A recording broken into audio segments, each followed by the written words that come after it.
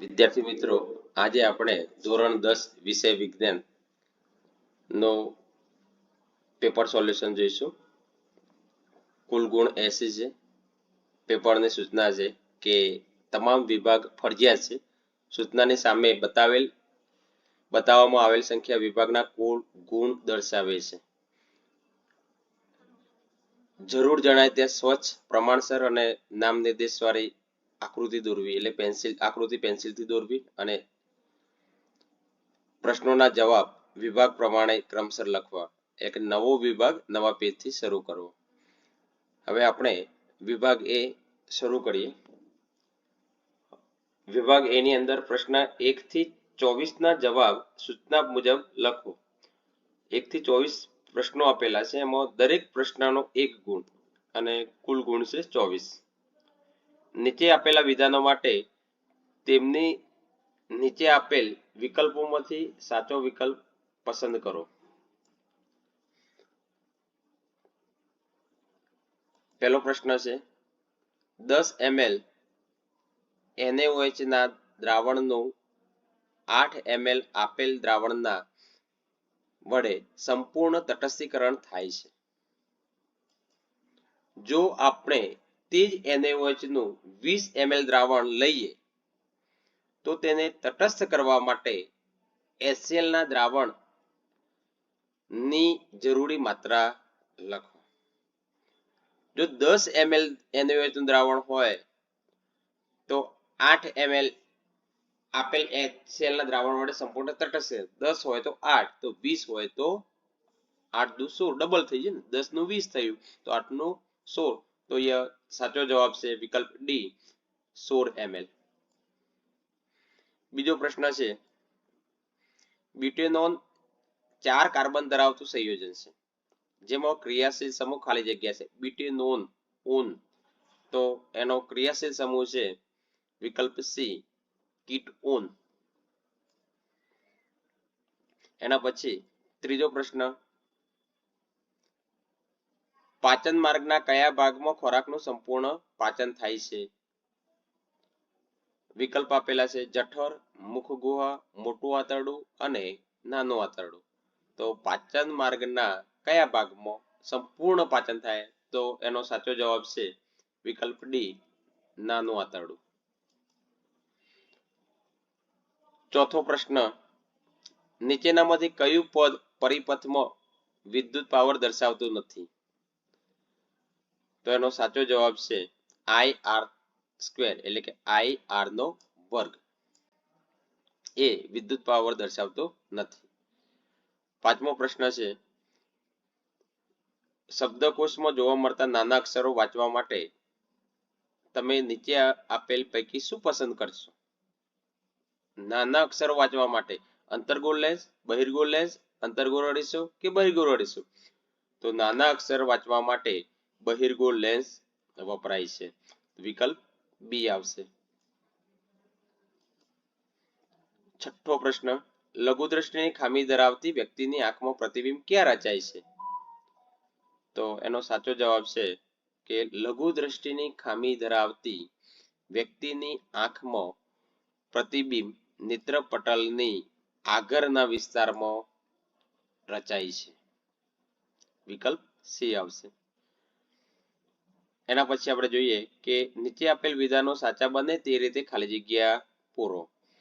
CnH2n એ ખાલી જગ્યાનું સામાન્ય સૂત્ર છે. CnH2n એ શાનું સામાન્ય સૂત્ર છે? આલ્કેન, આલ્કીન કે આલ્કાઇન? તો એનો સાચો જવાબ છે કે આલ્કીનનું સામાન્ય સૂત્ર છે. આઠમી ખાલી જગ્યા નીચેનામાંથી કયું સૂત્ર વોલ્ટેજ ધરાવે છે? તો કાર્ય એટલે કે વિદ્યુત પ્રવાહ ગુણ્યા 100. કાર્ય ગુણ્યા વિદ્યુત ભાર, કાર્ય ગુણ્યા વિદ્યુત ભાર ગુણ્યા સમય આપેલું છે. નવમી ખાલી જગ્યા છે યકૃત અને સ્વાદુપિંડના સ્ત્રાવ ખાલી જગ્યામાં કાર્ય કરે છે. તો યકૃત અને સ્વાદુપિંડના કાર્ય સામો કાર્ય કરે છે? તો એનો સાચો જવાબ છે નાના આંતરડામાં કાર્ય કરે છે. 8મી ખાલી જગ્યા છે પિતૃઓના લક્ષણો ખાલી જગ્યામાંથી પ્રાપ્ત થઈ સંતતિમાં ઉતરી આવે છે. તો પિતૃઓના લક્ષણો શામાંથી પ્રાપ્ત થઈ અને સંતતિમાં ઉતરી આવે છે? તો એનો સાચો જવાબ છે જનીનમાંથી ઉતરી અને સંતતિમાં જનીનમાંથી પ્રાપ્ત થઈ અને સંતતિમાં ઉતરી આવે છે. 11મી ખાલી જગ્યા છે સમતલ અરીસાની મોટવણીનું મૂલ્ય હંમેશા ખાલી જગ્યા હોય. સમતલ અરીસાની વાત છે તો સમતલ અરીસામાં મોટવણીનું મૂલ્ય હંમેશા 1 હોય છે. 12મી ખાલી જગ્યા મિશ્ર ધાતુની વિદ્યુત વાહકતા અને ગલનબિંદુ શુદ્ધ ધાતુઓ કરતા ખાલી જગ્યા હોય છે. તો એનો સાચો જવાબ છે કે શુદ્ધ ધાતુઓ કરતા ઓછા હોય છે.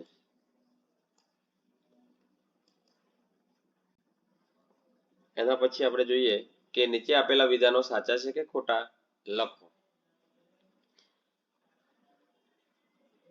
13મો વિદ્યુત સંયોજનો કેરોસીન અને પેટ્રોલમાં દ્રાવ્ય હોય છે. તો ખરું કે ખોટું? તો આવશે ખોટું. વિદ્યુત સંયોજનો કેરોસીન અને પેટ્રોલમાં દ્રાવ્ય થતા નથી. એ દ્રાવ્ય થાય છે એવું લખી છે તો ખોટું. 14મો પ્રશ્ન મનુષ્યમાં ફલન થાય ત્યારે જ લિંગ નિશ્ચય નક્કી થાય છે. હા, તો સાચું. 15મો છે માનવ આંખની રચનાને કેમેરા સાથે સરખાવી શકાય છે. સાચું. 16મો પ્રશ્ન ખાટા દહીંમાં એસિટિક એસિડ હોય છે. તો ખોટું. ખાટા દહીંમાં લેક્ટિક એસિડ હોય છે. એના પછી જોઈએ કે નીચે આપેલા પ્રશ્નોના માગ્યા મુજબ જવાબ આપો. 17મો પ્રશ્ન છે કે ચેતાકોષના 3 ભાગના નામ.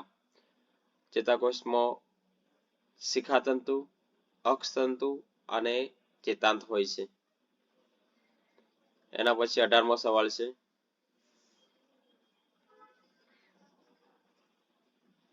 આનુવંશિકતા કોને કહે છે? તો એક પેઢીના લક્ષણ બીજી પેઢીમાં ઉતરી આવવાની ઘટનાને આનુવંશિકતા કહે છે. 19મું છે નેત્રપટલ પર રચાતા પ્રતિબિંબનો પ્રકાર જણાવો. તો વાસ્તવિક અને ઉલટું. 20મું છે કે વિદ્યુત પ્રવાહનો SI એકમ કયા વૈજ્ઞાનિકના માનમાં રાખવામાં આવ્યો હતો? તો એમ્પિયર. જોડકા છે ઓક્સિન તો પ્રકાંડની વૃદ્ધિમાં મદદરૂપ થાય છે. 22મું છે એબ્સિસિક એસિડ તો વનસ્પતિની વૃદ્ધિને અવરોધે છે. 23મું છે માંસાહારી તો દ્વિતીય ઉપભોગી અને તૃણાહારી તો પ્રાથમિક ઉપભોગી. હવે આપણે વિભાગ બી જોઈએ. વિભાગ બી એ પ્રશ્ન ક્રમ 25 થી 37 પ્રશ્ન પૈકી કોઈ પણ 9 પ્રશ્નોના 40 થી 50 શબ્દોની મર્યાદામાં માગ્યા મુજબ ઉત્તર લખો.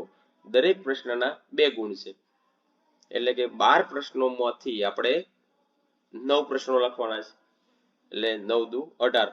તો વિભાગ બી એ 18 ગુણનો હશે. 25મો સવાલ જોઈએ વૈજ્ઞાનિક કારણ આપો. સ્ટીમરની પ્લેટોનું ક્ષારણ થતું અટકાવવા માટે તેની ઉપર ઝીંકનું પડ લગાડવામાં આવે છે. સ્ટીમરની પ્લેટો લોખંડની બનેલી હોય છે.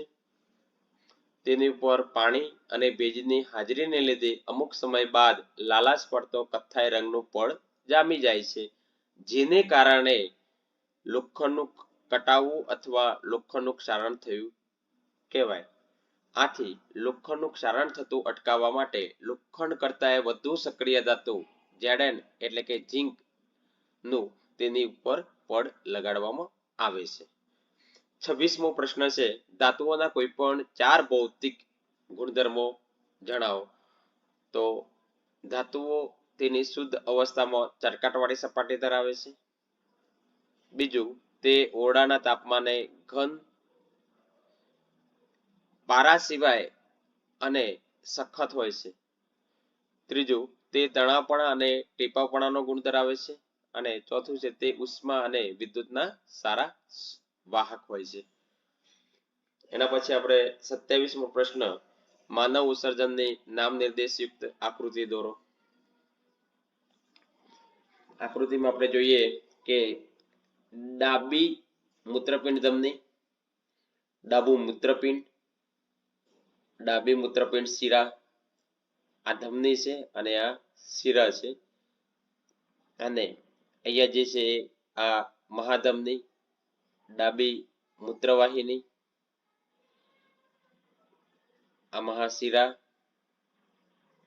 આ છે મૂત્રાશય અને છેલ્લે મૂત્રમાર્ગ છે. 28મો પ્રશ્ન, જાતીય સમાગમથી થતા સંક્રમિત રોગો કયા કહે છે? તો જાતીય સમાગમમાં સ્ત્રી અને પુરુષ વચ્ચે શારીરિક સંબંધ સ્થાપિત થાય છે, જેથી જાતીય સમાગમ દ્વારા ઘણા રોગોનું સંક્રમણ થઈ શકે છે, જેને સેક્સ્યુઅલ ટ્રાન્સમિટેડ ડિસીઝ STDs પણ કહે છે, એનું ટૂંકું નામ છે. જાતીય સમાગમથી બે પ્રકારના રોગ, એક છે જીવાણુ એટલે કે બેક્ટેરિયાજન્ય રોગ અને બીજું છે વાયરસજન્ય રોગ. બેક્ટેરિયાજન્ય એટલે કે જીવાણુજન્ય રોગ, એમાં બે રોગ છે, સિફિલિસ અને બીજું ગુનોરિયા.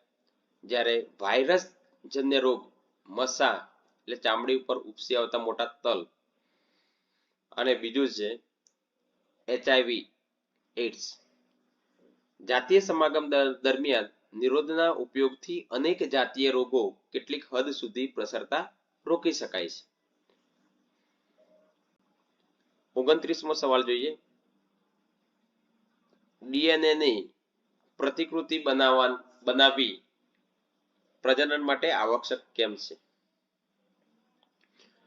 DNA પ્રતિકૃતિની પ્રજનનમાં નીચે પ્રમાણેનું મહત્વ રહેલું છે. 1. DNA પ્રતિકૃતિ એ આનુવંશિક લક્ષણોને અનુગામી પેઢીમાં લઈ જવા માટે જવાબદાર છે. બીજું, DNA પ્રતિકૃતિ એ ભિન્નતાનું નિર્માણ કરે છે, જે જાતિના અસ્તિત્વ માટે લાભદાયક છે. લિંગી પ્રજનન માટે વધારે ભિન્નતા ઉત્પન્ન કરે છે. અને ત્રીજું છે કે DNA પ્રતિકૃતિ એ ભિન્નતાનું નિર્માણ કરે છે, જે જાતિના જૈવ ઉદ્વિકાસનો આધાર છે. એના પછી આપણે 30મો પ્રશ્ન જોઈએ, માનવની સામાન્ય આંખ 25 સેન્ટીમીટરથી નજીક રાખેલી વસ્તુઓને સ્પષ્ટ કેમ જોઈ શકતી નથી? વૈજ્ઞાનિક કારણ છે. તો જવાબ જોઈએ કે નજીકની વસ્તુને જોવા સિલિયરી સ્નાયુઓને યોગ્ય પ્રમાણમાં સંકોચાવવું પડે છે.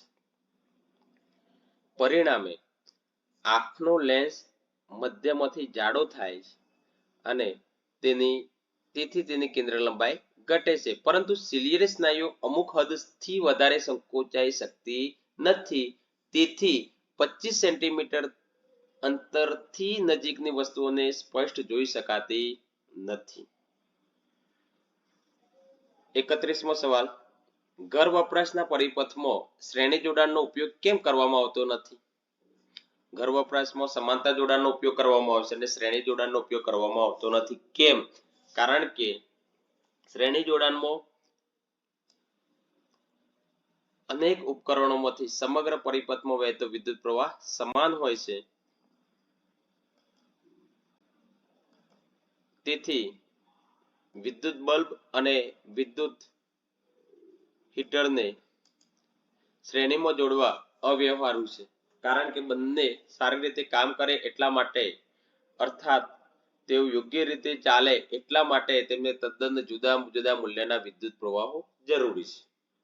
અને શ્રેણી જોડાણમાં કોઈ એક ઉપકરણમાં ભંગાણ પડે તો એ ઉપકરણ બંધ થઈ જાય તો પરિપથ ખુલ્લો થઈ જાય છે અને બાકીના બધા જ ઉપકરણો પણ બંધ થઈ જાય છે. તો શ્રેણી જોડાણમાં માત્ર એક જ કર એટલે કે સ્વિચ હોવાથી દરેક ઉપકરણને સ્વતંત્ર રીતે ચાલુ કે બંધ કરી શકાય નહીં. અને શ્રેણી જોડાણમાં દરેક વિદ્યુત ઉપકરણને સમાન વોલ્ટેજ એટલે કે 220 વોલ્ટ મળતો નથી, કારણ કે ઉદ્ગમના વોલ્ટેજ દરેક ઉપકરણ વચ્ચે વહેંચાયેલો હોય છે, પરિણામે દરેકને ઓછા વોલ્ટેજ મળતા હોવાથી તે યોગ્ય રીતે કાર્યશીલ રહેતા નથી. એના પછી આપણે 32મો સવાલ જોઈએ. તફાવત આપો. શ્રેણી જોડાણ અને સમાંતર જોડાણ. વિદ્યાર્થી મિત્રો, તફાવત પૂછાય તો તફાવતના બે મુદ્દા લખવાના છે. વિભાગ બી ની અંદર પૂછાય તો અને વિભાગ સી ની અંદર તફાવત પૂછાય તો આપણે ત્રણ મુદ્દા લખીશું. શ્રેણી જોડાણ તો અવરોધના આ પ્રકારના જોડાણમાં વિદ્યુત પ્રવાહને વહેવાનો એક જ માર્ગ હોય છે, જ્યારે સમાંતર જોડાણમાં અવરોધના આ પ્રકારના જોડાણમાં વિદ્યુત પ્રવાહને વહેવાના એક કરતા વધારે માર્ગો હોય છે. ટૂંકમાં આપણે કહી શકાય કે શ્રેણી જોડાણમાં અવરોધના આ પ્રકારના જોડાણમાં વિદ્યુત પ્રવાહ વહેવાનો એક જ માર્ગ હોય તેને શ્રેણી જોડાણ, અને વિદ્યુત પ્રવાહને વહેવાના એક કરતા વધુ માર્ગ હોય તેને સમાંતર જોડાણ કહે છે. શ્રેણી જોડાણ માટે આ કિસ્સામાં અનેક અવરોધોમાંથી વહેતો પ્રવાહ સમાન મૂલ્યનો હોય છે, જ્યારે સમાંતર જોડાણમાં આ કિસ્સામાં અનેક અવરોધના બે છેડાઓ વચ્ચેનો વોલ્ટેજ સમાન હોય છે.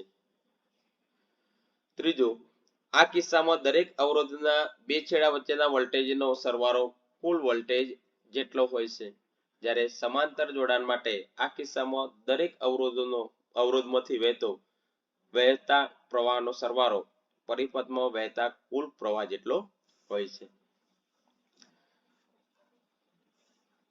ચોથું છે કે શ્રેણી જોડાણ નો સમતુલ્ય અવરોધ એ શ્રેણીમાં જોડેલા અવરોધના સરવાળા જેટલો હોય છે, અને સમાંતર જોડાણના સમતુલ્ય અવરોધનો વ્યસ્ત એ સમાંતર જોડેલા અવરોધોના વ્યસ્તના સરવાળા જેટલો હોય છે. એના પછી જોઈએ શ્રેણી જોડાણ માટે તો સમતુલ્ય અવરોધનું મૂલ્ય શ્રેણી જોડાણમાં મોટામાં મોટા અવરોધ કરતા પણ મોટું હોય છે, જ્યારે સમાંતર જોડાણમાં સમતુલ્ય અવરોધનું મૂલ્ય સમાંતર જોડેલા નાનામાં નાના અવરોધ કરતા પણ નાનો હોય છે. અને છેલ્લે પરિપથનો અવરોધ વધારવા આ પ્રકારનું જોડાણ વપરાય છે, જ્યારે પરિપથનો અવરોધ ઘટાડવા માટે આ પ્રકારનું જોડાણ એટલે કે સમાંતર જોડાણ વપરાય છે. એના પછી 33મો સવાલ જોઈએ. ફ્લેમિંગનો ડાબા હાથનો નિયમ આ સિદ્ધાંત પર કાર્ય કરતા કોઈ પણ બે વિદ્યુત ઉપકરણોના નામ જણાવો. તમારા ડાબા હાથનો અંગૂઠો, પ્રથમ આંગળી અને વચ્ચેની આંગળી આ ત્રણેયને એવી રીતે ગોઠવો જેથી તેઓ એકબીજાને પરસ્પર લંબ રહે. જો પ્રથમ આંગળી ચુંબકીય ક્ષેત્રની દિશામાં હોય અને વચ્ચેની આંગળી વિદ્યુત પ્રવાહની દિશામાં હોય તો અંગૂઠાની દિશા વાહક પર લાગતા બળની દિશા અથવા વાહકના ગતિની દિશા દર્શાવે છે. વિદ્યુત ઉપકરણોના નામ જોઈએ આપણે તો કયા કયા છે તો એક વિદ્યુત પંખા, રેફ્રિજરેટર, વોશિંગ મશીન, પાણીના પંપ, કુલર વગેરે. એના પછી આપણે 34મો સવાલ છે. તફાવતના બે મુદ્દા આપો.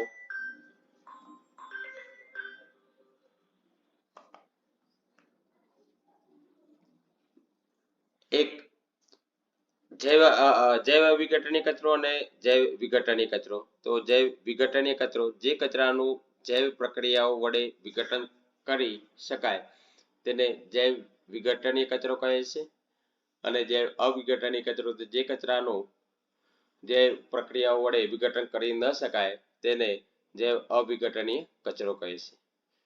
બીજો મુદ્દો છે જૈવ વિઘટનીયનો. તો વિઘટકોની પ્રવૃત્તિ દ્વારા તેનો નિકાલ થાય છે, જ્યારે જૈવ વિઘટનની પ્રવૃત્તિ દ્વારા તેનો નિકાલ થઈ શકતો નથી. જૈવ અવિઘટનીય કચરામાં કાર્બનિક પદાર્થો જૈવ ક્રિયાઓની નિપજો છે, જ્યારે અવિઘટનીય કચરામાં કાર્બનિક પદાર્થો માનવ સર્જિત હોય છે. તેના યોગ્ય વ્યવસ્થાપનથી ખાતર અને બાયોગેસ મેળવી શકાય છે, જ્યારે અવિઘટનીય કચરામાં કેટલાક દ્રવ્યો આહાર શૃંખલામાં પ્રવેશી જૈવ વિશાલનની સમસ્યા સર્જે છે.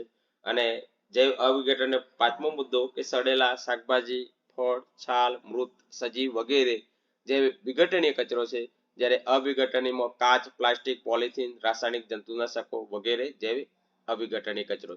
ટૂંકમાં આપણે જે વિઘટનીય કચરો અને જે અવિઘટનીય કચરામાં આપણે એ યાદ રાખીશું કે જે કચરાનું જૈવિક ક્રિયાઓ વડે વિઘટન કરી શકાય એ પ્રક્રિયાઓને એ કચરાને જે વિઘટનીય કચરો કહે છે, અને જે કચરાનું જૈવિક ક્રિયાઓ વડે વિઘટન ન કરી શકાય તેને જે અવિઘટનીય કચરો કહે છે.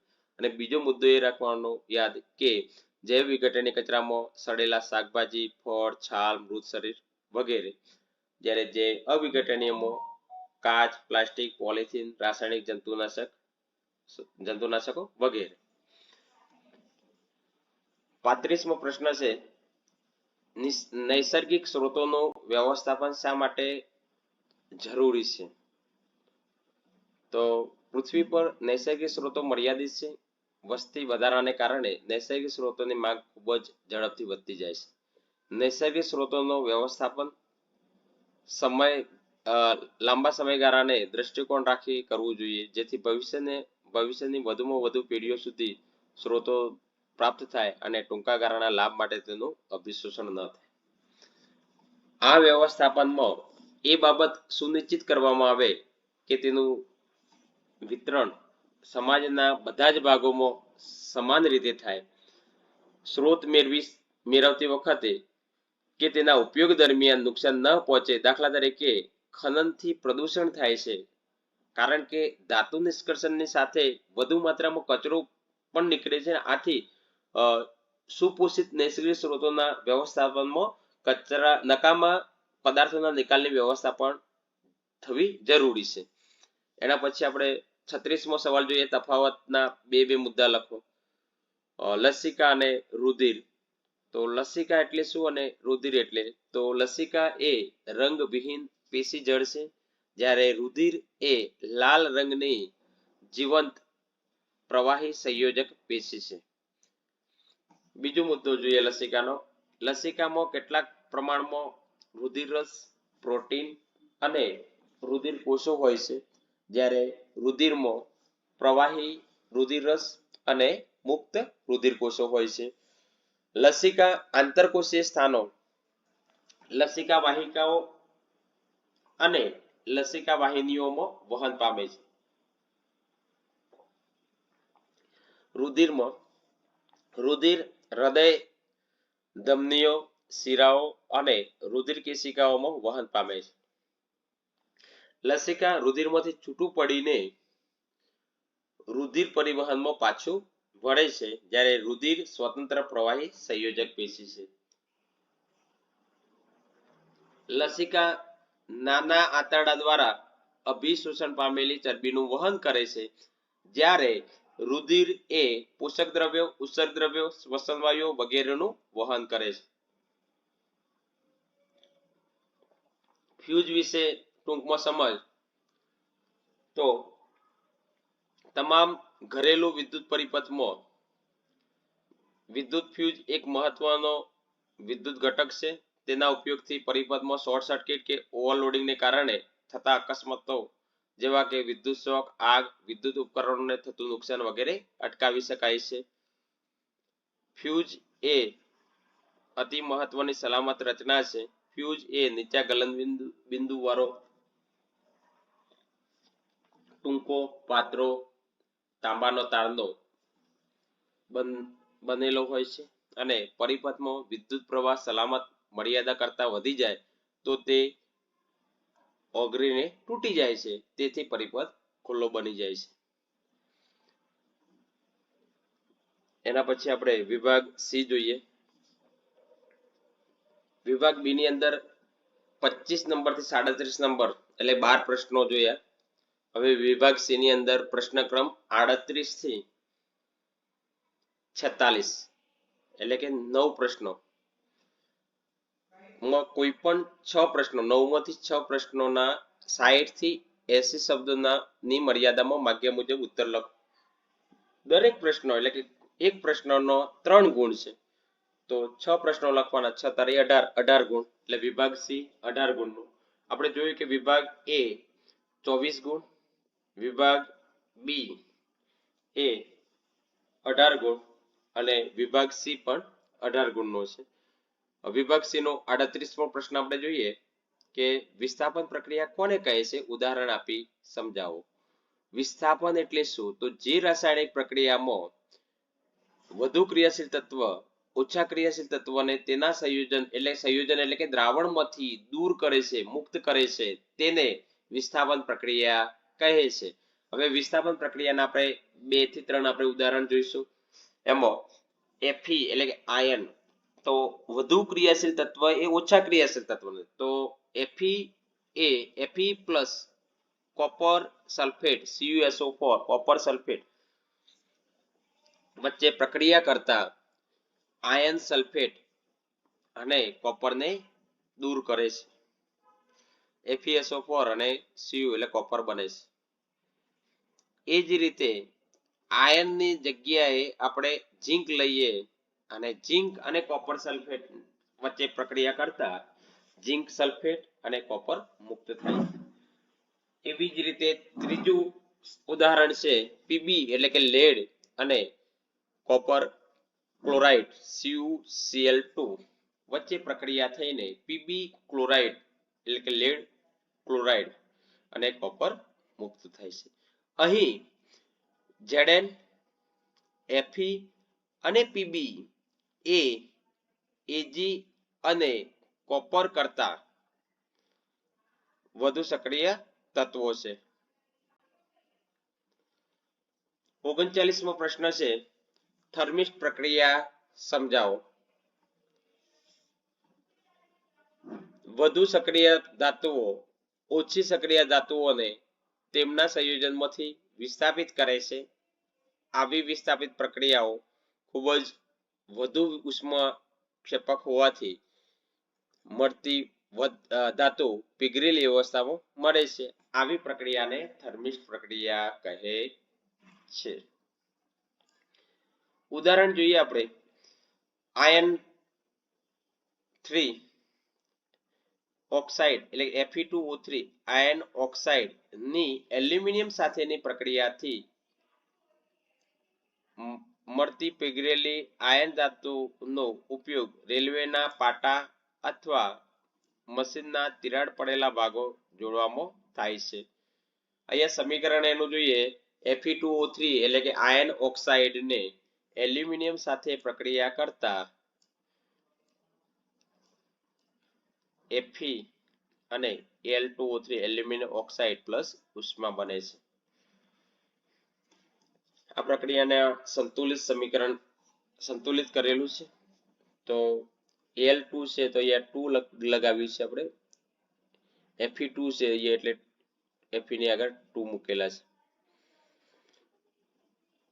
40મો પ્રશ્ન છે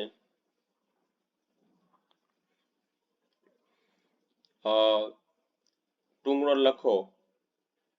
ક્ષારણના ઉદાહરણ નીચે મુજબ છે. 1 ચાંદીની વસ્તુઓને હવામાં ખુલ્લી રાખતા થોડા સમય બાદ તે કાળી પડી જાય. આમ થવાનું કારણ એ કે હવામાંના સલ્ફર સાથે પ્રક્રિયા કરી અને સિલ્વર સલ્ફાઇડનું સ્તર બનાવે છે. બીજું કોપર હવામાંના ભેજયુક્ત કાર્બન ડાયોક્સાઇડ સાથે પ્રક્રિયા કરે છે અને ધીરે ધીરે તેનો ચમકદાર કથ્થાઈ રંગ ગુમાવીને લીલું સ્તર પ્રાપ્ત કરે છે અને આ લીલો રંગ કોપર કાર્બોનેટ CuCO3 બને છે. લોખંડને ભેજવાળી હવામાં લાંબો સમય ખુલ્લું રાખતા તેના પર કથ્થાઈ પદાર્થનો સ્તર જામે છે જેને કાટ કહે છે. હવે આપણે જોઈએ કે ક્ષારણ અટકાવવાના ઉપાયો કયા કયા છે. તો ક્ષારણ અટકાવવાના ઉપાયો ધાતુની સપાટી પર રંગ લગાવીને, ગ્રીઝ લગાવીને, તેલ લગાવીને, ગેલ્વનાઇઝિંગ કરીને, ક્રોમ પ્લેટિંગ કરીને, એનોડીકરણ દ્વારા અથવા મિશ્ર ધાતુ બનાવીને ક્ષારણ થતું અટકાવી શકાય છે. આપેલી બધી જ પદ્ધતિઓમાંથી લોખંડનું ક્ષારણ અટકાવવા માટેની સૌથી યોગ્ય પદ્ધતિ છે ગેલ્વેનાઇઝેશન. ગેલ્વેનાઇઝેશન એ સ્ટીલ અને લોખંડને કાટ સામે રક્ષણ આપવા માટે તેમની ઉપર ઝીંક એટલે કે Zn નું પાતળું સ્તર લગાવવાની રીત છે અને આ દરમિયાન જો ઝીંકનું થોડું ઘણું સ્તર તૂટી જાય તો ગેલ્વેનાઇઝ વસ્તુનું કાટ સામે રક્ષણ થાય છે. 41મો પ્રશ્ન છે, અનૈચ્છિક ક્રિયાઓ અને પરાવર્તિત ક્રિયાઓ એકબીજાથી કેવી રીતે ભિન્ન છે સમજાવો. તો અનૈચ્છિક ક્રિયાઓ અને પરાવર્તિત ક્રિયાઓ વિશેનો તફાવત જોઈએ આપણે. અનૈચ્છિક ક્રિયાઓ તો આ ક્રિયાઓ પશ્વ મગજના લંબ મજ્જા વડે નિયંત્રિત થાય છે. અનૈચ્છિક ક્રિયાઓ કોના દ્વારા નિયંત્રિત થાય છે? તો પશ્વ મગજના લંબ મજ્જા વડે નિયંત્રિત થાય છે. જ્યારે પરાવર્તિત ક્રિયાઓ આ ક્રિયાઓ સામાન્ય રીતે કરોડરજ્જુ વડે નિયંત્રિત થાય છે. અનૈચ્છિક ક્રિયાઓ આ ક્રિયાઓની જાણકારી મગજને હોય છે અને પરાવર્તિત ક્રિયાઓની જાણકારી મગજને હોતી નથી. આ ક્રિયાઓ સામાન્ય સ્થિતિમાં સતત ચાલતી રહે છે. દાખલા તરીકે હૃદયના ધબકારા, શ્વાસોશ્વાસ, પરિસંકોચન વગેરે. જ્યારે પરાવર્તિત ક્રિયાઓ તો આ ક્રિયાઓ આકસ્મિક સ્થિતિમાં શરીરના લાભ, ગરમ વસ્તુ અડકતા હાથ પાછો ખેંચી લેવો વગેરે. અને અનૈચ્છિક ક્રિયાઓ તે ચોક્કસ નિયંત્રિત દરે થતી હોય છે, જ્યારે પરાવર્તિત ક્રિયાઓ તે અત્યંત ઝડપી થતી ક્રિયા છે. એના પછી આપણે 42મો પ્રશ્ન જોઈએ. 42મો સવાલ જોઈએ. સપુષ્પી વનસ્પતિમાં લિંગી પ્રજનન સમજાવો. સપુષ્પી વનસ્પતિમાં લિંગી પ્રજનન તો પુંકેસરના પરાગાશયમાં પરાગરજ ઉત્પન્ન થાય છે. અંડાશયના અંડકમાં માદાજન્યુ એટલે કે અંડક ઉત્પન્ન થાય છે. હવે આપણે જોઈએ સ્વપરાગનયન. તો કોઈ પુષ્પમાં પુંકેસરના પરાગાશયમાંથી પરાગરજ તે જ પુષ્પમાં સ્ત્રી કેસરના પરાગાસન સુધી સ્થાનાંતર થવાની ક્રિયાને સ્વપરાગનયન કહે છે. એટલે કે પુષ્પમાં પુંકેસરનું પરાગાશયમાંથી પરાગરજ એ જ પુષ્પમ પોતાના જ પુષ્પમાં સ્ત્રીકેસરના પરાગાસન સુધી સ્થાનાંતર થવાની જે ક્રિયા હોય એને સ્વપરાગનયન કહેવાય. અને સ્વપરાગનયનનું સ્થાનાંતર એક જ પુષ્પમાં થાય. જ્યારે પરપરાગનયનનું સ્થાનાંતર પાણી, પવન કે પ્રાણીઓ જેવા પરાગવાહકો દ્વારા થાય છે. આપણે પરપરાગનયનની વ્યાખ્યા જોઈએ. કોઈ પુષ્પમાં પુંકેસરના પરાગાશયમાંથી પરાગરજ અન્ય પુષ્પમાં સ્ત્રીકેસરના પરાગાસન સુધી સ્થાનાંતર થવાની ક્રિયાને પરપરાગનયન કહે છે. પરપરાગનયનમાં પવન, પાણી કે પ્રાણીઓ જેવા પરાગવાહકો ભાગ લે છે. એના પછી આપણે જોઈએ ફલન. તો ફલન પરાગરજ પરાગાસન પર સ્થાપિત થાય છે. પરાગરજ અંકુરણ પામી અને પરાગનલિકાનું નિર્માણ કરે છે. પરાગનલિકા પરાગવાહિનીમાં પસાર થઈને અંડક સુધી પહોંચે છે. પરાગરજ દ્વારા ઉત્પન્ન થતો નરજન્યુ કે પુંજન્યુ પરાગનલિકામાં પસાર થઈ અંડકમાં હાજર રહેલા માદાજન્યુ એટલે કે અંડકોષ સાથે જોડાય છે અને જન્યુકોષના આ જોડાણને ફલન કહે છે. ફલનની પ્રક્રિયાને પરિણામે ફલિતાંડનું નિર્માણ થાય છે. ફલિતાંડ નવા છોડમાં વિકાસ પામવાની ક્ષમતા ધરાવે છે. ફલન પછીની ઘટનાઓ શું છે? તો ફલન પછી અંડકમાં યુગ્મનજ અનેક વિભાજન પામી અને ભ્રૂણનું નિર્માણ કરે છે. અંડકની ફરતે સખત આવરણ પામી વિકાસ પામે છે અને અંડક ક્રમશઃ બીજમાં પરિવર્તિત થાય છે. બીજમાં ભાવિ વનસ્પતિ અથવા ભ્રૂણ હોય છે તે અનુકૂળ પરિસ્થિતિમાં નવા છોડ તરીકે વિકાસ પામે છે અને આ ક્રિયાને બીજ અંકુરણ કહે છે. અંડાશય ઝડપથી વિકાસ પામે છે અને પરિપક્વ થઈ અને ફળમાં રૂપાંતર પામે છે. એના પછી આપણે 43મો સવાલ જોઈએ. એક સંયુક્ત પરિવારમાં રહેતી બે બાળકીઓની માતા પુત્રવધુ ગર્ભવતી બને છે. પુત્રવધુના સાસુ સસરા પુત્ર ઈચ્છે છે અને એવું માને છે કે પુત્ર જન્મ માટે પુત્રવધુ જવાબદાર છે. તે માટે ગર્ભ પરીક્ષણ કરાવવું દબાણપૂર્વક પણ કરે છે. એનો પહેલો પ્રશ્ન છે કે પુત્રવધુ એ ગર્ભ પરીક્ષણ કરાવવું જોઈએ શા માટે? તો જવાબ છે કે પુત્રવધુએ ગર્ભ પરીક્ષણ ન કરાવવું જોઈએ. પુત્રવધુના સાસુ સસરા પુત્ર ઈચ્છે છે. જો ગર્ભ પરીક્ષણમાં સ્ત્રી ભ્રૂણનો વિકાસ થઈ રહ્યો છે એમ નક્કી થાય તો સાસુ સસરા પુત્રવધુને ગર્ભપાત કરાવવા દબાણ કરે છે, જે સ્ત્રી ભ્રૂણ હત્યા કહેવાય. તેથી પુત્રવધુએ ગર્ભ પરીક્ષણ ન કરાવવું જોઈએ. એનો બીજો સવાલ છે કે જો ગર્ભમાં સ્ત્રી ભ્રૂણનો વિકાસ થતો હોય તો તેમણે શું કરવું જોઈએ? તો જો પુત્રવધુ દબાણને વશ થઈ અને ગર્ભ પરીક્ષણ કરાવે અને ગર્ભમાં સ્ત્રી ભ્રૂણનો વિકાસ થઈ રહ્યો છે એમ જણાય તો પણ પુત્રવધુએ બેટીના જન્મને સ્વીકારી લેવો જોઈએ અને સ્ત્રી ભ્રૂણ હત્યા ન કરવી જોઈએ. ત્રીજો પ્રશ્ન છે કે તમે સાસુ સસરાની પુત્ર જન્મ માટેની માન્યતા સાથે સંમત છો?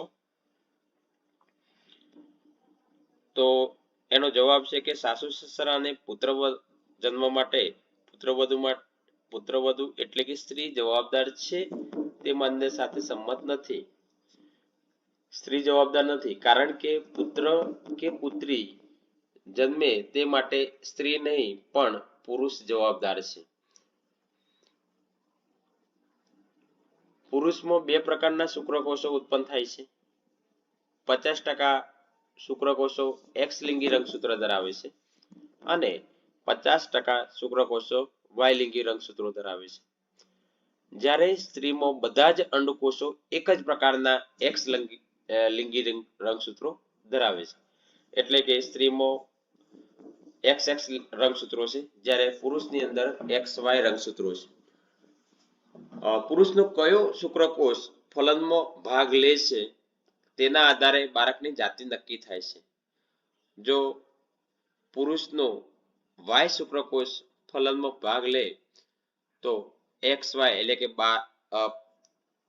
પુત્ર જન્મે અને X ભાગ લે તો પુત્રી જન્મે છે. એટલે કે આથી બાળકની જાતિનો નિર્ણાયક શુક્રકોષ કે સંતાનનો પિતા છે. 44 પ્રશ્ન છે 44મો કે કાચના લંબઘન સ્લેબ વડે થતું પ્રકાશનું વક્રીભવન દર્શાવતી આકૃતિ દોરી અને નામ નિર્દેશ કરો. તેમાં પાર્શ્વીય સ્થાનાંતર દર્શાવો. પદ્ધતિ આપણે જોઈએ. ડ્રોઈંગ બોર્ડ ઉપર ડ્રોઈંગ પિનોની મદદથી એક સફેદ કાગળનું પાનું લગાવો. પાના પર મધ્યમાં એક કાચનું લંબઘન ચોસલું મૂકો, જે આપણે આકૃતિમાં જોઈ શકીએ છીએ. એના પછી પેન્સિલની મદદથી લંબઘનની સીમાઓ આંકી લો એટલે કે દોરી લો અને તેને ABCD એવું નામ આપો. અહીં આપણે જોઈએ છે કે A, B, C અને D પેન્સિલથી આપણે દોરી લેવાનું અને એનું નામ આપી દઈશું. એના પછી આપણે જોઈએ કે આ 4 એક સમાન ટાંકણીઓ લો.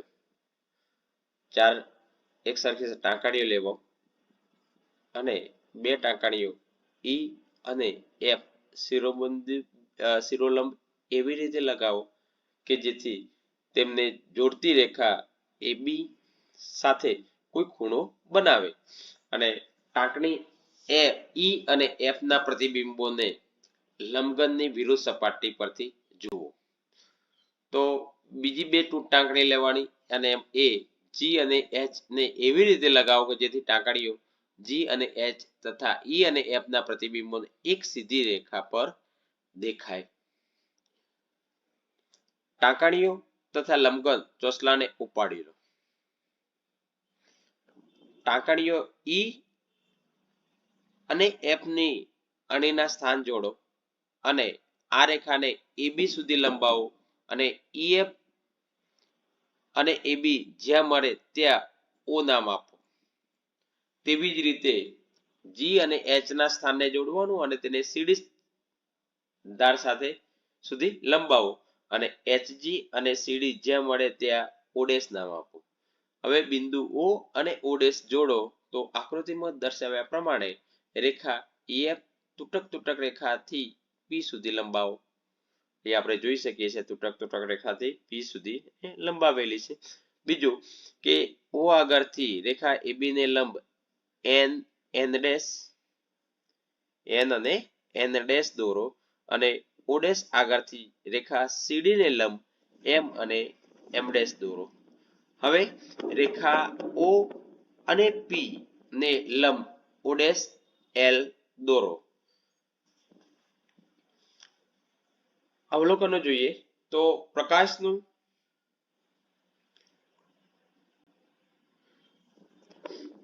કિરણ EFO આગળ હવામાંથી કાચમાં પ્રવેશે છે. તે લંબ N' તરફ વાંકું વળે છે અને આ પ્રથમ વક્રીભવન છે.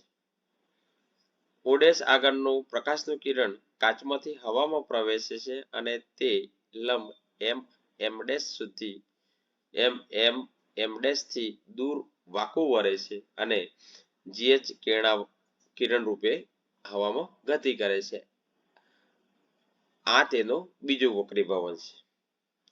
અહીં નિર્ગમન કોણ એટલે કે R2 અને આપાત કોણ I1 સમાન મૂલ્યના છે.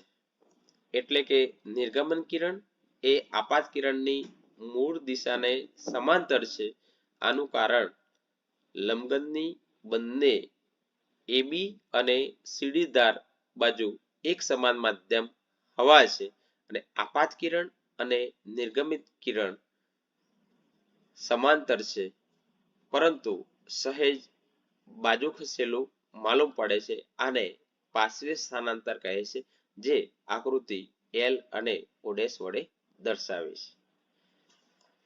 નિર્ણય જોઈએ એનો તો પ્રકાશનું કિરણ પાતળા માધ્યમમાંથી ઘટ માધ્યમમાં એટલે કે હવામાંથી કાચમાં પ્રવેશે છે ત્યારે તે લંબ તરફ વાંકું વળે છે. પ્રકાશનું કિરણ પાતળા માધ્યમમાંથી ઘટ માધ્યમમાં એટલે કે હવામાંથી કાચના માધ્યમમાં પ્રવેશે છે ત્યારે તે લંબ તરફ વાંકું વળે છે. પ્રકાશનું કિરણ ઘટ માધ્યમમાંથી પાતળા માધ્યમમાં એટલે કે કાચમાંથી હવામાં પ્રવેશે છે ત્યારે તે લંબ તરફ વાંકું વળતું નથી પણ લંબથી દૂર તરફ વાંકું વળે છે. એટલે કે નિર્ગમન કિરણ આપાત કિરણને સમાંતર પણ સહેજ બાજુમાં ખસે છે. પ્રકાશના કિરણની બાજુ પર ખસવાની આ ઘટના પાર્શ્વીય સ્થાનાંતર કહે છે. આમ કાચ લંબઘન ચોસલા વડે પ્રકાશના કિરણનું પાર્શ્વીય સ્થાનાંતર થાય છે. 45મો પ્રશ્ન આપણે જોઈએ કે ત્રણ માધ્યમના વક્રીભવનાંક નીચેના કોષ્ટકમાં દર્શાવેલા છે. માધ્યમ A, માધ્યમ B અને માધ્યમ C. માધ્યમ A નું વક્રીભવનાંક 1.6 છે. માધ્યમ B નો વક્રીભવનાંક 1.8 છે અને માધ્યમ C નો વક્રીભવનાંક 1.5 છે. એક કિરણ A માધ્યમમાંથી B માધ્યમમાં પસાર થાય છે. એક કિરણ A માધ્યમમાંથી B માધ્યમમાં પસાર થાય છે અને બીજું કિરણ B માંથી C માધ્યમમાં પસાર થાય છે. તો એક ઉપરોક્ત બંને કિસ્સામાંથી કયા કિસ્સામાં વક્રીભૂત કિરણ એ લંબ તરફ વાંકું વળશે? તો અહીં કિરણ A માધ્યમમાંથી B માધ્યમમાં પસાર થતા વક્રીભૂત કિરણ એ લંબ તરફ વાંકું વળે છે. બીજું જોઈએ આપણે કે ઉપરોક્ત કિસ્સામાં કયા કિસ્સામાં બીજા માધ્યમમાં પ્રકાશની ઝડપમાં વધારો થાય છે? તો અહીં કિરણ B માધ્યમમાંથી C માધ્યમમાં પસાર થાય છે ત્યારે તે ઝડપમાં વધારો થાય છે. અને ત્રીજો પ્રશ્ન છે કે ઉપરોક્ત બંને કિસ્સામાં તમારા કિસ્સાઓ માટે તમારા જવાબનું કારણ આપો. તો આપણે બંને કિસ્સામાં એટલે કિસ્સો A અને કિસ્સા B ની બંનેની વાત કરીએ તો કિરણ A માધ્યમમાંથી B માધ્યમમાં આવે છે ત્યારે વક્રીભવનાંક વધતા ઝડપ ઘટે છે, તેથી કિરણ લંબ તરફ વાંકું વળે છે. બીજો કિસ્સો આપણે જોઈએ તો કિરણ બી માધ્યમમાંથી સી માધ્યમમાં આવે છે ત્યારે વક્રીભવનાંક ઘટે છે ત્યારે ઝડપમાં વધારો થાય છે. એના પછીનો આપણે 46મો પ્રશ્ન જોઈએ કે ઓહમનો નિયમ સાબિત કરતો પ્રયોગ વર્ણવો.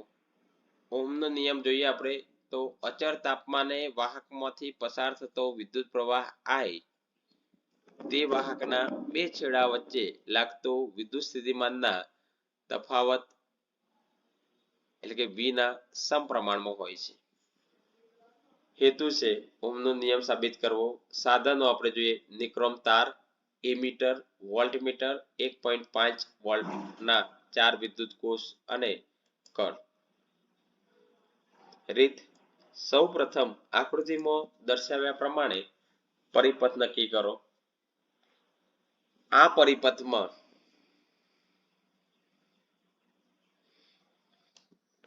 આ પરિપથમાં 0.5 મીટર લાંબો નિક્રમનો તાર XY, એક વોલ્ટમીટર, એક એમીટર, એક કર એટલે પ્લગ તથા 1.5 વોલ્ટના 4 વિદ્યુત કોષ એટલે કે બેટરી જોડો. સૌપ્રથમ પરિપથમાં એક વિદ્યુત કોષ જોડો અને નિક્રમના તાર XY માંથી પસાર થતા વિદ્યુત પ્રવાહ માટે એમીટરનું અવલોકન અને તેના બે છેડા વચ્ચેના વિદ્યુત સ્થિતિમાનના તફાવતના મૂલ્ય માટે વોલ્ટમીટરનું અવલોકન અને અવલોકન કોઠામાં નોંધો. હવે પરિપથમાં બે વિદ્યુત કોષો જોડો અને નિક્રમના તાર XY માંથી પસાર થતા વિદ્યુત પ્રવાહ માટે એમીટરનું અવલોકન અને તેના બે છેડા વચ્ચેના વિદ્યુત સ્થિતિમાનના તફાવતના મૂલ્ય માટે વોલ્ટમીટરનું અવલોકન કોઠામાં નોંધો. હવે 3 અને 4 વિદ્યુત કોષ માટે ઉપરના પદોનું અલગથી પુનરાવર્તન કરો અને તમારા અવલોકન કોઠામાં નોંધો. અવલોકન આપણે જોઈએ તો અહીં ઉપરોક્ત પ્રયોગની રીત કરતા મળતા અવલોકનો નોંધતા નીચે મુજબનો અવલોકન કોઠો પ્રાપ્ત થાય. તો અહીં આપણે જોઈએ ક્રમ આપેલા છે 4, વિદ્યુત કોષની સંખ્યા 1, 2, 3 અને 4. વિદ્યુત સ્થિતિમાનનો તફાવત વોલ્ટ આપણે જોઈએ કે 1.5, બીજું છે 3, ત્રીજું 4.5 અને ચોથું છે 6. તો વિદ્યુત સ્થિતિમાનનો તફાવત વોલ્ટ 1.5 હોય તો એમ્પિયર 0.1 અને એનો વોલ્ટ એટલે કે એમ્પિયર 15 થશે. એ જ રીતે 3 હોય તો 0.2 અને 15, 4.5 હોય તો 0.3 અને 15 અને 6 હોય તો 4 અને 15 મળશે. અહીં અવલોકન કોઠા પરથી વોલ્ટ એટલે V વિરુદ્ધ I નો આલેખ દોરતા નીચે મુજબ પ્રાપ્ત થાય છે આલેખ. V એટલે કે વિદ્યુત સ્થિતિમાનનો તફાવત અને A એટલે વિદ્યુત પ્રવાહ. તારણ જોઈએ કે જેમ તારના બે છેડા વચ્ચેનો વિદ્યુત સ્થિતિમાનનો તફાવત વધે છે તેમ વિદ્યુત પ્રવાહ I નું મૂલ્ય રેખીય રીતે વધે છે. વિદ્યુત સ્થિતિમાનનો તફાવત વધે તો વિદ્યુત પ્રવાહનું મૂલ્ય પણ રેખીય રીતે વધે છે. એટલે કે V વિરુદ્ધ VI નો આલેખ ઉદ્ગમ બિંદુ O માંથી પસાર થતી સુરક્ષા મળે છે અને સુરેખા મળે છે અને V અને I નો ગુણોત્તર દરેક વખતે અચર આવે છે. એટલે કે V/I બરાબર અચર માટે V/I બરાબર R. એટલે કે V ચલે છે એટલે કે V બરાબર IR. નિર્ણય તો આમ અચળ તાપમાને વાહકમાંથી પસાર થતો વિદ્યુત પ્રવાહ તે બે છેડા વચ્ચે લાગુ પડેલા વિદ્યુત સ્થિતિમાનના તફાવતના સમપ્રમાણમાં હોય. જે હેતુ જે આપણે લખતા હોય એ નિર્ણયમાં આવે. નિર્ણય અને હેતુ બંને સરખા હોય. આપણે જોઈએ વિભાગ ડી. વિભાગ ડી ની અંદર પ્રશ્ન ક્રમ 47 થી 54 એટલે 8 પ્રશ્નો હશે અને એમાંથી 5 પ્રશ્નોના 90 થી 120 શબ્દોની મર્યાદામાં માગ્યા મુજબ ઉત્તર લખવાના છે. દરેક પ્રશ્નના 4 ગુણ છે. 4 પંચા 20. વિભાગ એ 24 ગુણનો, વિભાગ બી 18 ગુણનો, વિભાગ સી 18 ગુણનો અને વિભાગ ડી એ 20 ગુણનો. 8 પ્રશ્નોમાંથી આપણે 5 પ્રશ્નો લખવાના છે. 47મો પ્રશ્ન છે, દૈનિક જીવનમાં પીએચ નું મહત્વ સમજાવો. તો પહેલા આપણે જોઈએ કે સજીવના અસ્તિત્વમાં પીએચ નું મહત્વ. સામાન્ય રીતે માનવ શરીરમાં થતી દેહધાર્મિક ક્રિયાઓ 7 થી 7.8 પીએચ ની મર્યાદામાં હોય છે. જો આ પીએચ માં ફેરફાર થાય તો જૈવિક ક્રિયાઓમાં ખલેલ પહોંચે છે. સામાન્ય રીતે પાણીની પીએચ લગભગ 7.0 એટલે 7 હોય છે, જ્યારે વરસાદી પાણીની પીએચ લગભગ 5.6 ની આસપાસ હોય છે. જે વરસાદના પાણીની પીએચ 5.6 કરતા જો ઓછી હોય તો તેવા વરસાદને એસિડ વર્ષા કહે છે.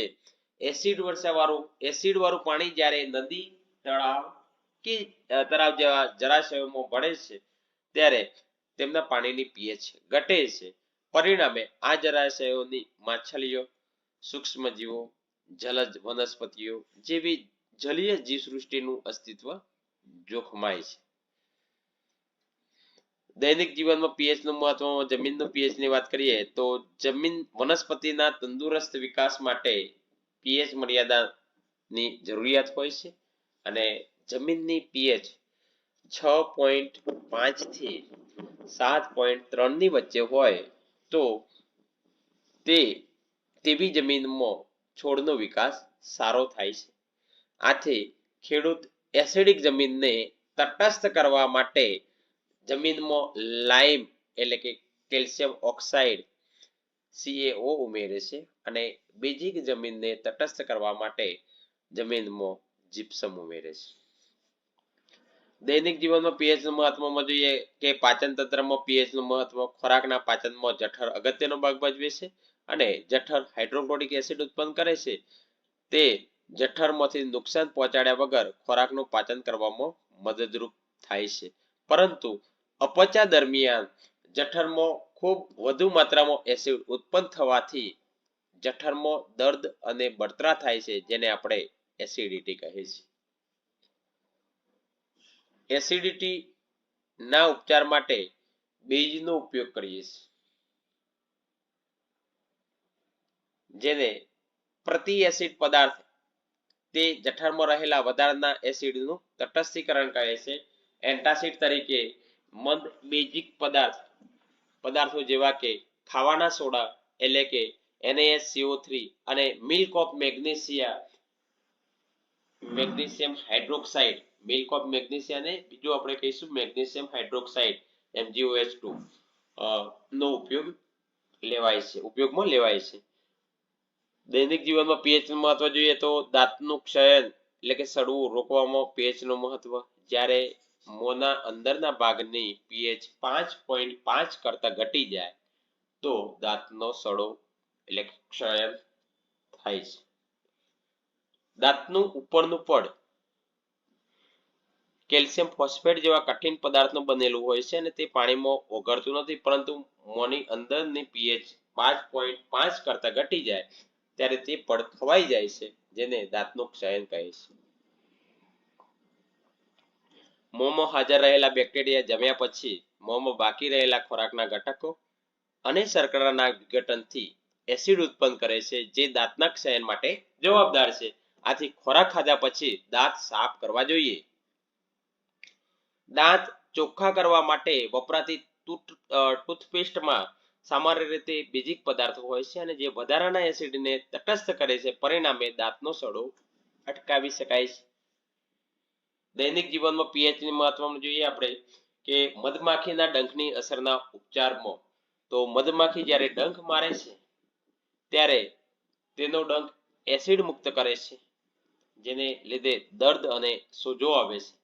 મધમાખીના ડંખની અસરમાં રાહત મેળવવા માટે બેકિંગ સોડા એટલે કે ખાવાના સોડા અને ખાવાના સોડા એટલે કે NaHCO3 જેવા બેઝિક પદાર્થના જલીય દ્રાવણને ડંખની આસપાસના ભાગમાં લગાવવામાં આવે છે, જે એસિડિક ઝેરનું તટસ્થીકરણ કરે છે.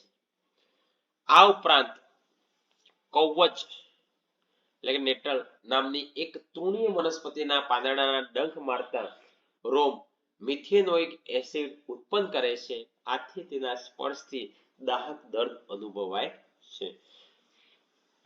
48મો પ્રશ્ન જોઈએ આપણે, એસિડ અને બેઝની પ્રબળતા કેવી રીતે નક્કી થાય છે તે વિગતે સમજો. તો એસિડ અને બેઝની પ્રબળતા અનુક્રમે તેમાંથી ઉદ્ભવતા H+ આયનો અને OH- આયનોની સંખ્યા પર આધાર રાખે છે. દાખલા તરીકે 1 મોલર HCl અને 1 મોલર CH3COOH એ જુદા જુદા પ્રમાણમાં H+ આયનો ઉત્પન્ન કરે છે. આથી સાંદ્રતા સમાન હોવા છતાં તેમની એસિડ તરીકેની પ્રબળતા જુદી હોય છે. જે પાણીમાં વધુ માત્રામાં H+ આયનો આપે છે તેને પ્રબળ એસિડ કહે છે. દાખલા તરીકે HCl, HNO3, H2SO4 વગેરે. ચલો, જે એસિડ પાણીમાં ઓછી માત્રામાં H+ આયનો આપે તેને નિર્બળ એસિડ કહે છે. દાખલા તરીકે HCOOH, CH3COOH વગેરે. એના પછી આપણે જોઈએ કે જે બેઝ પાણીમાં વધુ માત્રામાં OH- આયનો આપે તેને પ્રબળ બેઝ કહે છે. NaOH, KOH, COOH એટલે કે કેલ્શિયમ હાઇડ્રોક્સાઇડ. અને જે બેઝ પાણીમાં ઓછી માત્રામાં OH- આપે તેને નિર્બળ બેઝ કહે છે અને નિર્બળ બેઝ છે NH4OH એટલે એમોનિયમ હાઇડ્રોક્સાઇડ વગેરે. એના પછી આપણે 49મો સવાલ જોઈએ, કાર્બન પરમાણુ દ્વારા રચાતો સહસંયોજક બંધ સમજાવો. કાર્બનનો પરમાણુ ક્રમાંક 6 છે. તેની ઇલેક્ટ્રોન રચના 2, 4 છે.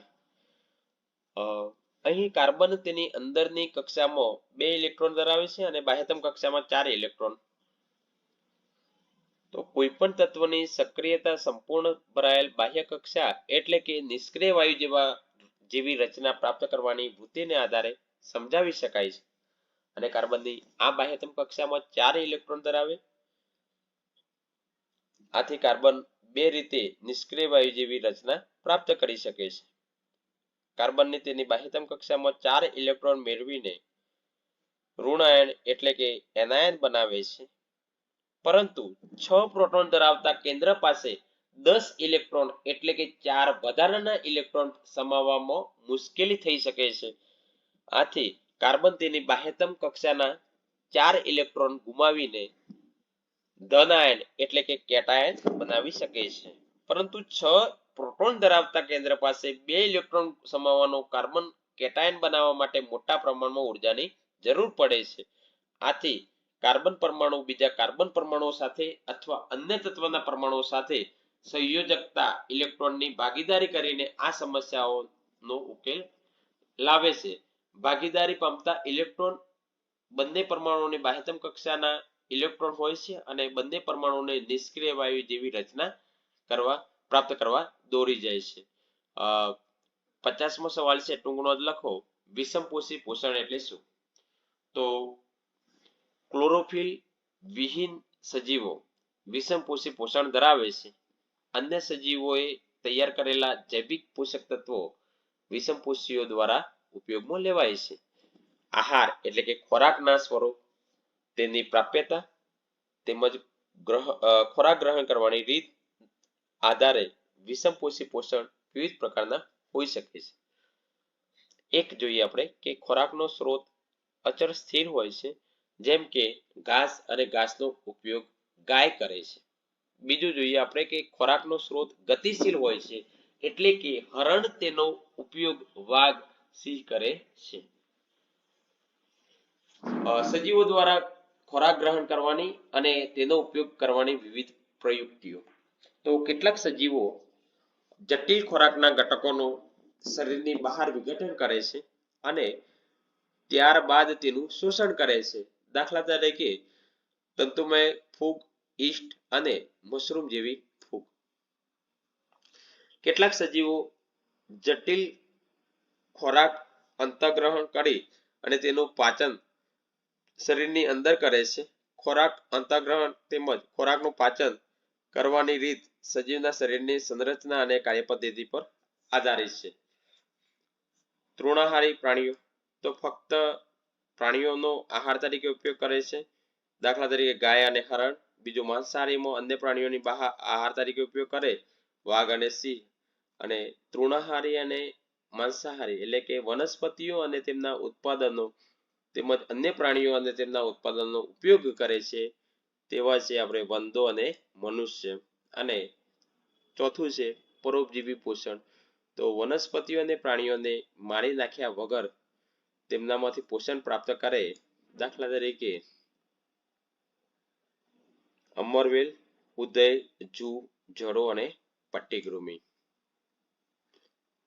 51મો સવાલ છે, આપણા શરીરમાં પ્રવેશતા ખોરાકનું શું થાય છે? વિગતવાર સમજાવો.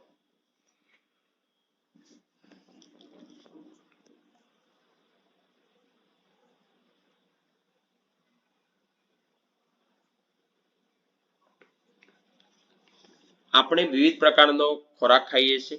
આ ખોરાક પાચન માર્ગમાંથી પસાર થાય છે, ત્યારે નૈસર્ગિક રીતે નાના કણોમાં રૂપાંતર થવાની ક્રિયા થાય છે. પહેલા આપણે જોઈએ મુખમાં પાચન. તો મુખમાં દાંત વડે ખોરાક ચવાતા નાના ટુકડાઓમાં રૂપાંતર થાય છે. મુખમાં લાળ ગ્રંથિમાંથી સ્ત્રવતા લાળ રસ વડે ખોરાક પોચો બને અને ભીનો બને છે. લાળ રસીય એમાઇલેઝ એટલે કે ટાઇલિન ઉત્સેચક ખોરાકના જટિલ અણુ સ્ટાર્ચનું શર્કરામાં વિઘટન એટલે કે પાચન કરે છે. સ્ટાર્ચનું લાળ રસીય એમાઇલેઝ માલ્ટોઝ એટલે કે શર્કરામાં રૂપાંતર થવા ખોરાક ચાવવાની ક્રિયા દરમિયાન માંસલ જીભ ખોરાકને લાળ રસ સાથે સંપૂર્ણ રીતે મિશ્ર કરે છે. એના પછી આપણે જોઈએ તરંગવત સંકોચન એટલે કે પરિસંકોચન. તો પાચન માર્ગના અસ્તરમાં રહેલા સ્નાયુઓના લયબદ્ધ સંકોચનમાંથી ખોરાક નીચેની દિશામાં આગળ વધે છે અને તરંગવત સંકોચન પાચન માર્ગના દરેક ભાગમાં નિયમિત રીતે થાય છે. આ હલનચલનથી ખોરાક નિયમિત રીતે પાચન નળીમાં પસાર થાય છે, તેથી દરેક ભાગમાં તેના પર યોગ્ય ક્રિયા થઈ શકે છે. મુખમાંથી જઠર સુધી ખોરાક અન્નનળી મારફતે જાય છે. જઠરમાં પાચન જોઈએ તો ખોરાકની જઠરની દિવાલમાં જઠર ગ્રંથિઓ આવેલી છે. તે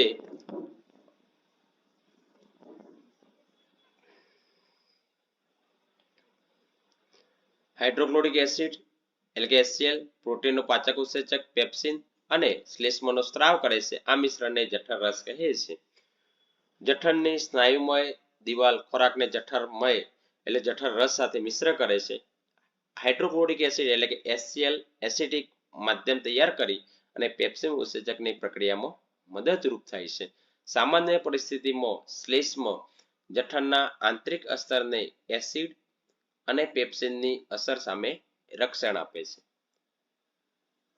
ત્યારબાદ જઠરમાંથી ખોરાકના નાના આંતરડામાં પ્રવેશ એટલે કે મુદ્રિકા સ્નાયુઓની એટલે કે ની જઠર વાલ્વ દ્વારા નિયંત્રિત થાય છે. એના પછી આપણે જોઈએ નાના આંતરડામાં પાચન. તો નાનું આંતરડું પાચન માર્ગનું સૌથી લાંબામાં લાંબુ અને ખૂબ જ ગૂંચળામય અંગ છે. તે કાર્બોદિત, તે પ્રોટીન અને ચરબીના પૂર્ણ પાચન માટેનું અંગ છે. જઠરમાંથી એસિડિક ખોરાક નાના આંતરડામાં પ્રવેશે છે અને નાનું આંતરડું યકૃતમાંથી પિત્તરસ અને સ્વાદુપિંડમાંથી સ્વાદુરસમાં મેળવે છે. હવે આપણે જોઈએ પિત્તરસનું કાર્ય શું છે, સ્વાદુરસનું કાર્ય શું છે અને આંતરરસનું કાર્ય શું છે. પિત્તરસનું કાર્ય જોઈએ આપણે તો જઠરમાંથી આવતા એસિડિક ખોરાકનો પિત્ત આલ્કલીય બનાવે છે. તેથી સ્વાદુરસના ઉત્સેચકો કાર્ય કરી શકે છે અને પિત્તક્ષારો ચરબીના મોટા ગોલકોને વિખંડિત કરી અને નાના ગોલકોમાં રૂપાંતરિત કરે છે. તેને તૈલોદીકરણ કહે છે. આ ક્રિયાથી ઉત્સેચકોની ક્રિયાશીલતામાં વધારો થાય છે. બીજું જોઈએ આપણે સ્વાદુરસનું કાર્ય તો સ્વાદુપિંડ સ્વાદુરસનો સ્ત્રાવ કરે છે. સ્વાદુરસમાં પ્રોટીનના પાચન માટે ટ્રિપ્સિન, કાર્બોદિતના પાચન માટે સ્વાદુરસનો એમાઇલેઝ અને તૈલોદીકરણ ચરબીના પાચન માટે લાઇપેઝ ઉત્સેચકો હોય છે. ત્રીજું જોઈએ આંતરરસનું કાર્ય તો નાના આંતરડાની દિવાલમાં આવેલી આંતરિક ગ્રંથિઓ આંતરરસનો સ્ત્રાવ કરે છે અને આંતરરસમાં આવેલા ઉત્સેચકો પ્રોટીનનું એમિનો એસિડમાં, જટિલ કાર્બોદિતનું ગ્લુકોઝમાં અને ચરબીનું ફેટી એસિડ અને ગ્લિસરોલમાં રૂપાંતર એટલે કે પાચન કરે છે. 52મો પ્રશ્ન જોઈએ આપણે કે તારાઓ કેમ ટમટમે છે? સવિસ્તાર સમજાવો. તારાઓ ટમટમવાનું કારણ શું? તો તારાઓના પ્રકાશનું વાતાવરણીય વક્રીભવન થવાથી તારાઓ ટમટમતા લાગે છે. તારાઓનો પ્રકાશ પૃથ્વી પર પહોંચે તે પહેલા પૃથ્વીના વાતાવરણમાં પ્રવેશતા સતત વક્રીભવન પામતો આવે છે. આકૃતિમાં આપણે જોઈ શકીએ છીએ કે મનુષ્ય એ તારાનું આભાસી સ્થાન જોવે છે. તારો છે કિરણ માર્ગ, એ વક્રીભવન વધે છે નીચે તરફ જતા. તો વાતાવરણીય વક્રીભવન એ જ માધ્યમમાં થાય છે જેમાં એક સ્થાનેથી બીજા જગ્યાએ જતા વક્રીભવનાંકમાં ક્રમિક શું થાય છે? ફેરફાર થાય છે. તો પૃથ્વીની સપાટીની નજીક તરફ જતા હવાની પ્રકાશીય ઘનતા વધતી જાય છે. તેથી તારાઓમાંથી આવતો પ્રકાશ ક્રમશઃ પાતળા માધ્યમમાંથી ઘટ માધ્યમમાં પ્રવેશતી વખતે લંબ તરફ શું થાય છે? વાંકો વળે છે. આમ અંતિમ વક્રીભૂત કિરણને આકૃતિમાં દર્શાવ્યા મુજબ પાછળની તરફ લંબાવતા જાણવા મળે છે કે તારાનું આભાસી સ્થાન તેના મૂળ સ્થાન કરતા થોડુંક ઉપર હોય છે. ક્ષિતિજ પાસે જ્યારે જોવામાં આવે છે તો આકૃતિમાં ત્યારે કોઈ તારો તેના વાસ્તવિક સ્થાનથી થોડુંક ઉપર દેખાય છે. વળી પૃથ્વીના વાતાવરણની ભૌતિક પરિસ્થિતિ સ્થાયી હોતી નથી. આથી તારાનું દેખીતું સ્થાન પણ સ્થિર હોતું નથી, પરંતુ થોડુંક બદલાયા કરે છે. તારાઓ પૃથ્વીથી ઘણા દૂર રહેલા હોવાથી તેમને પ્રકાશના બિંદુવત ઉદ્ગમો ગણી શકાય છે. તારાઓમાં આવતા પ્રકાશના કિરણોનો માર્ગ થોડો બદલાયા કરે છે. આથી તારાઓનું દેખીતું સ્થાન પણ બદલાયા કરે છે અને આપણી આંખમાં પ્રવેશતા તારાના પ્રકાશની માત્રા પણ અનિયમિતપણે બદલાય છે. તેથી તારો કોઈક વાર પ્રકાશિત દેખાય છે તો કોઈક વાર ઝાંખો દેખાય છે, જે ટમટમવાની અસર છે. 53મો સવાલ જોઈએ આપણે કે ગજીય ચુંબક તેની આસપાસ ચુંબકીય ક્ષેત્ર ધરાવે છે. તે પ્રયોગ વિગતવાર સમજાવો. તો એક ગજીય ચુંબકની આકૃતિ છે, એની આસપાસ એક લોખંડનો ભૂકો લગાવેલો છે, મૂકેલો છે. પદ્ધતિ: ડ્રોઈંગ બોર્ડ પર એક સફેદ પેપર ચીકણા દ્રવ્ય એટલે ગુંદર વડે ચીપકાવો અને એક ગજીય ચુંબકને તેની મધ્યમાં મૂકો. ગજીય ચુંબકની આસપાસ એક સરખો લોખંડનો ભૂકો ભભરાવો. આ માટે તેને મીઠું છાંટવાની ડબ્બીનો ઉપયોગ કરી શકો છો. હવે બોર્ડને હળવેથી ટકોરો મારતા જાઓ.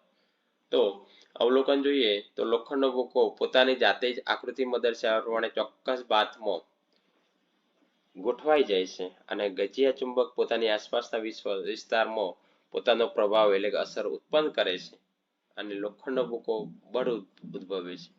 આ બંને બળને કારણે લોખંડનો ભૂકો સ્થિર એટલે કે ચોક્કસ ભાતમાં ગોઠવાઈ જાય છે.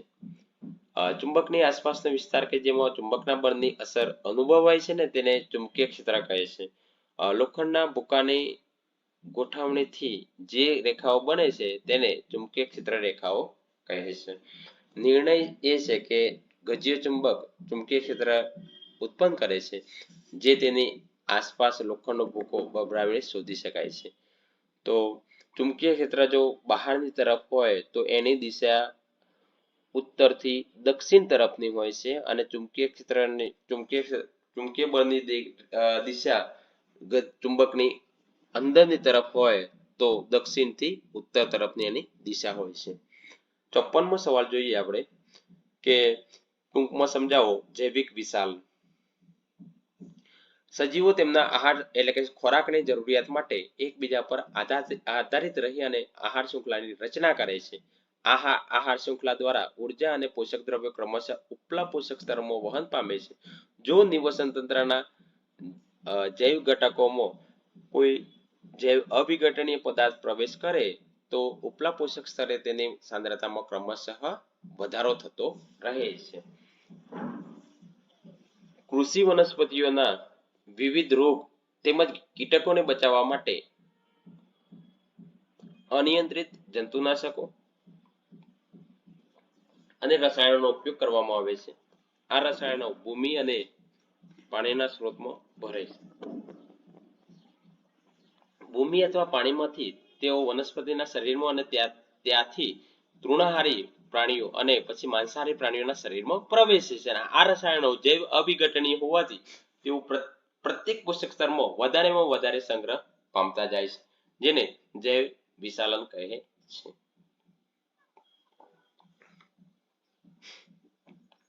એના પછી બીજું છે કે ઓઝોન સ્તર કેવી રીતે ઓઝોન સ્તર એટલે શું તે